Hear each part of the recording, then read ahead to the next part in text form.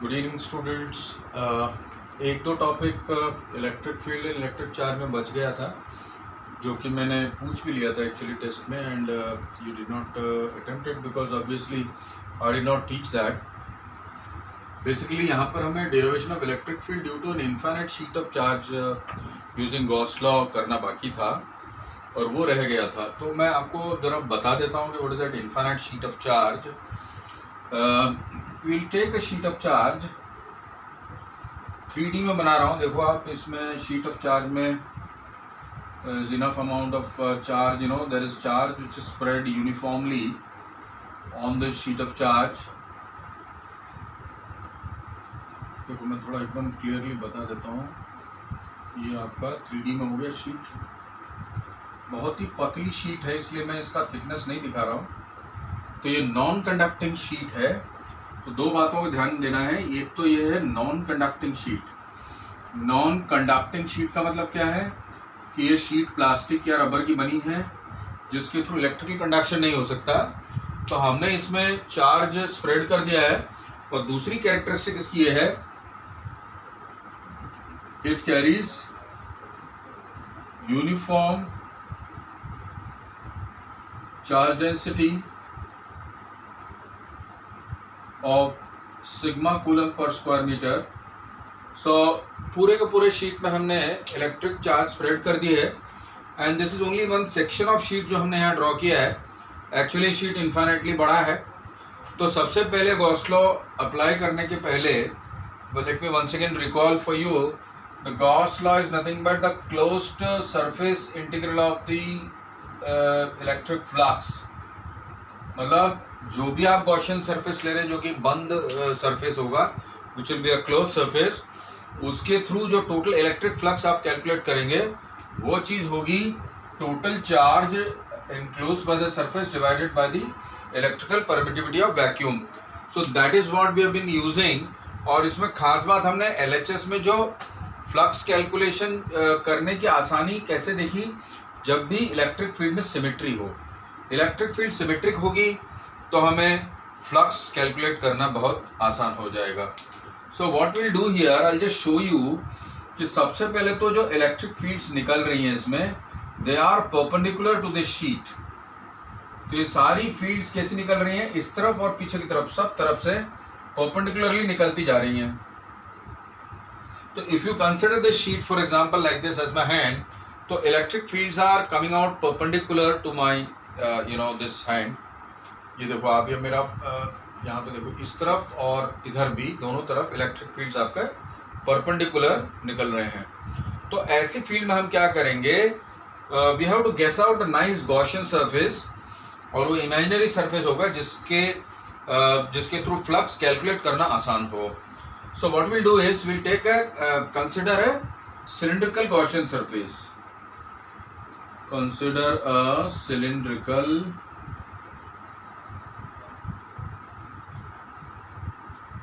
Gaussian surface.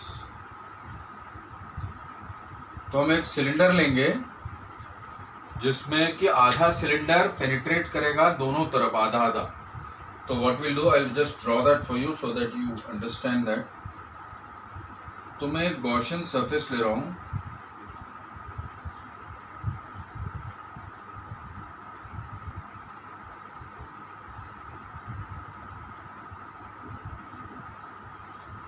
So I consider Gaussian surface जो एक cylinder है, और वो सिलेंडर क्या है, वो शीट के थ्रू निकल रहा है। There's a सिलेंडर जो कि आधा इधर पे है, और इलेक्ट्रिक फील्ड लाइन्स ऐसे निकल रही हैं। तो अगर आप कर्व सरफेस में देखोगे तो इलेक्ट्रिक फील्ड लाइन्स आपकी सरफेस को स्लाइड करती भी जा रही हैं। एरिया वेक्टर्स आपके परपेंडिकुलर होंगे और इलेक्ट्रिक फील्ड लाइन्स आपकी तरफ आ रही, इस तरफ आ रही हैं। तो जो इलेक्ट्रिक फील्ड लाइन्स हैं और ये जो एरिया वेक्टर्स निकल रहे हैं, दोनों के बीच में एंगल आप विजुअलाइज कर पा रहे हो ना, इट इज़ 90 डिग्री। तो you will be able to see that कि if I divide this close surface into 3 parts, left वाला फ्लैट सरफेस को हम सरफेस S1 ले लेते हैं। कर्व सरफेस जो एंटायरली इस तरफ दोनों तरफ जो टोटल कर्व सरफेस को हम लोग S2 ले लेते हैं, और इस तरफ वाले फ्लैट सरफेस को हम ले लेते हैं S3। तो we'll divide this enclosed closed cylindrical Gaussian surface into 3 parts. इस तरफ को हम S1 ले रहे हैं, इसको S2 ले रहे हैं और यहाँ पे S3 ले रहे हैं। तो आप देख पाओगे कि इसका जो एरिया वेक्टर है इधर पे A3 पॉइंट करेगा, है ना, और इसके जो एरिया वेक्टर्स हैं वो तो आप देख ही पा रहे हो कि आपके परपेंडिकुलर निकल रहे होंगे ऐसे ना। Are you able to see that it's coming out perpendicular to the surface. तो ये जो एरिया वेक्टर्स हैं वो अपने इलेक्ट्रिक फील्ड लाइंस के परपेंडिकुलर हो जाएंगी। उसी प्रकार यहाँ का जो एरिया वेक्टर है वो है A1, है ना, और इधर पे जो S2 है जो एक्सटेंडेड है यहाँ तक, उसमें भी आप देखो एरिया वेक्टर किस तरफ है, परपेंडिकुलर निकल रही हैं एरिया से, और एक्चुअली ये इलेक्ट्रिक फील्ड जो आ रहे हैं उनके भी परपेंडिकुलर हो जाएंगी। I told you visualize it. जो ये आपका सिलेंडर जो जा रहा है उसमें जो एरिया वेक्टर्स बाहर आ रही हैं वो अपनी इलेक्ट्रिक फील्ड के परपेंडिकुलर आप देख पा रहे हो। You should be able to very easily visualize की इलेक्ट्रिक फील्ड लाइंस और ये जो एरिया वेक्टर्स हैं, ये जो कर्व्ड सरफेस है उसके लिए 90 डिग्री है। Now what is the situation here, यहाँ पर इलेक्ट्रिक फील्ड और एरिया वेक्टर दोनों पैरेलल हैं और यहाँ पर भी एरिया वेक्टर और इलेक्ट्रिक फील्ड दोनों पैरेलल हैं, और दोनों सरफेसेस की जो एरिया है, क्योंकि वो यूनिफॉर्म सिलेंडर तो एरिया की वैल्यू तो सेम होगी। सो one thing we have done is we have considered a cylindrical Gaussian surface and penetrating the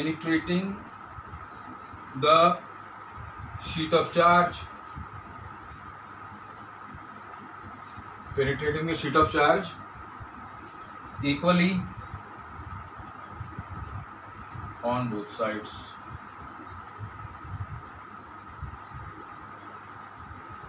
Penetrating the sheet of charge equally on both sides.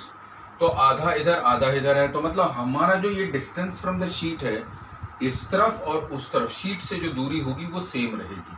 That means हमने जो sheet of charge है उसके through जो cylinder भेजा है ऐसे, उसका आधा अमाउंट यहाँ, आधा अमाउंट यहाँ पर है। ये देखिए दो सरफेस S1 S3 और ये वाला आपका S2। तो एरिया देखो, इसमें से जो इलेक्ट्रिक फील्ड लाइंस वैसे निकल रही हैं और एरिया वेक्टर्स आपकी ऐसी। तो S2 के लिए जो S2 वाला सरफेस है उसके लिए एरिया वेक्टर और इलेक्ट्रिक फील्ड परपेंडिकुलर, उसके लिए फ्लक्स 0 हो जाएगा, because flux is E cos theta, तो थीटा हमारा 90 है। तो what will do is we will now bring down this Gauss law and will split the LHS। चूंकि एंटायर गॉसियन सरफेस के लिए हमें ये क्लोज्ड इलेक्ट्रिक फ्लक्स का कैलकुलेशन करना है, तो will split it to 3 parts. Surface S1 के लिए E डॉट A1 हो जाएगा और सरफेस S2 के लिए E डॉट DA, और ये हम डाल रहे हैं 0। ये this is for surface S2। और एक और सरफेस हम ले रहे हैं S3, इसमें हम लिखेंगे E डॉट A3, है ना। क्यों पूरा A3 लिया, क्योंकि entire surface is at 90 degree with the electric field, so area vector और इलेक्ट्रिक फील्ड लाइंस दोनों पैरेलल हो जाएंगी। एरिया 90 है, एरिया वेक्टर जो है वो इलेक्ट्रिक फील्ड के पैरेलल हो गया, तो मतलब एंगल क्या हो गया, 0 डिग्री हो गया A3 और इलेक्ट्रिक फील्ड के बीच में। RHS में हम लेंगे, आप देख रहे हो कि ये जो सिलेंडर है इसकी ये जो एरिया है वो काटती हुई जा रही है शीट को, तो सिलेंडर के अंदर जो एरिया बंद है वो है A। So what I will do is I take magnitude of area 1 is equal to magnitude of area 2 is equal to A, ये ले लूंगा मैं, और RHS में क्या बन जाएगा, सिग्मा क्यू।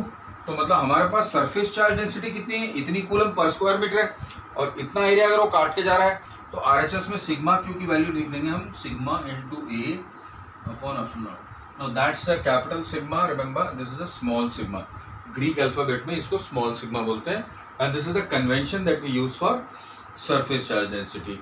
तो हमने देखा कि हमने इस इलेक्ट्रिक फ्लक्स को 3 पार्ट्स में स्प्लिट कर दिया, 1 2 3, जिसमें बीच वाले को हमने कर दिया है 0, और ये दोनों जो है इक्वल निकलेंगी। क्यों, क्योंकि A1 की मैग्नीट्यूड A3 की मैग्नीट्यूड के बराबर, और एंगल दोनों के बीच में 0 डिग्री है, और इलेक्ट्रिक फील्ड भी कांस्टेंट है, राइट।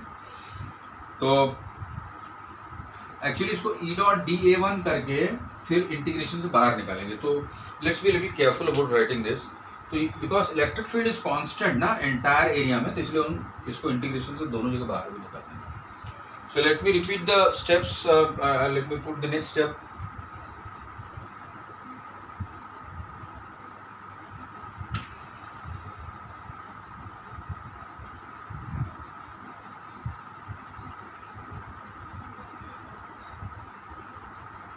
तो आपको पता चलेगा कि we have to just take up the next step. तो ई को हम बाहर निकाल देंगे तो ये बन जाएगा E D A cos 0, DA1 लिख लेते हैं, cos 0 degree integrated on surface S1 plus ES3 के लिए ई DA3 cos 0 डिग्री. पहले हमने LHS लिखा है, इसको पहले हम सिंप्लीफाई कर देते हैं. ई बाहर आ जाएगा बिकॉज इट्स अ कांस्टेंट, वो इंटीग्रेशन से बाहर आ जाएगा. DA1 इंटीग्रेट हो जाएगा और फिर इसमें भी ई बाहर आ जाएगा बिकॉज अगेन कांस्टेंट, और DA3 इंटीग्रेट हो जाएगा. ये चीज़ आपका sigma A by epsilon not के बराबर है. तो ये DA1 सरफेस S1 के लिए जो इंटीग्रेट होगा तो वो बन जाएगा EA, क्योंकि मैंने बोला था कि यहाँ पे लिखा था ना magnitude of A1 is equal to magnitude of A2 is equal to A लिखा था मैंने, तो वो चीज़ यहाँ पे ले ली हमने. तो DA1 का इंटायर इंटीग्रेशन EA हो जाएगा, ये भी क्या हो जाएगा EA, ये बन जाएगा sigma A by epsilon naught. Please focus on this, you know how we are integrating it on this surface and on this surface. तो आप देख पाएगा 2 times EA is equal to sigma A by epsilon naught. अब देखो LHS RHS में A common है, वो काट दो और 2 वहाँ ले जाओ तो इलेक्ट्रिक फील्ड की वैल्यू आ जाएगी, देखो sigma by 2 epsilon not. So we got a standard result for a non-conducting sheet, and the electric field is coming out to be sigma by 2 epsilon naught. Special topics I'll do it after the second chapter is finished. Some of the topics which are there in ISC, वो मैं ले लूँगा. I'll take it up after the finishing of the 2 chapters. तो ये जो electric field का expression है वो हमें अपने न्यूमेरिकल में यूज़ करना है, और न्यूमेरिकल जो दिया गया था वो मैं आपको रिपीट कर देता हूँ जो टेस्ट में पूछा गया था. और I will explain that because this result was very important. If you did not have this result, and moreover इसकी जो derivation है बोर्ड्स में बहुत important होगी. बोर्ड्स में you have to do it very well. मतलब आपको एक एक स्टेप लिखकर आपको समझा कर उसको करना पड़ेगा. अगर डेरिवेशन मांगा गया तो कम से कम 3 या 4 मार्क्स का डेरिवेशन विद स्मॉल न्यूमेरिकल पूछेंगे. So once you got this result that electric field is equal to sigma by 2 epsilon naught, then we can go on to do that numerical. So let me repeat that numerical here for you. जो test में पूछा गया था.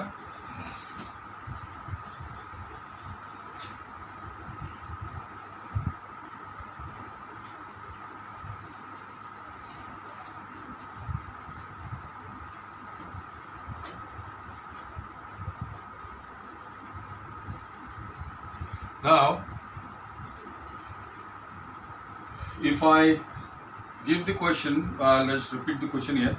Actually आपको 2 sheet दी गई थी, और इसमें 2 बात का ध्यान रखना जरूरी है.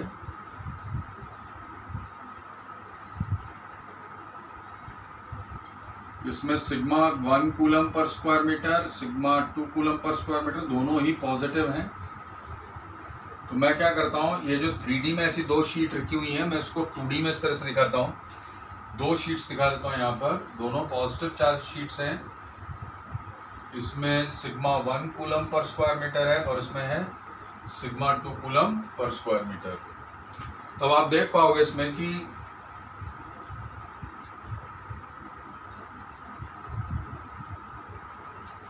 यहां पर अगर हम इस रीजन में लें, let's call this as region 1, region 2, region 3, तो आपने देखा कि जो भी कोई शीट होती है वो अपनी field sigma by 2 epsilon naught बनाती है.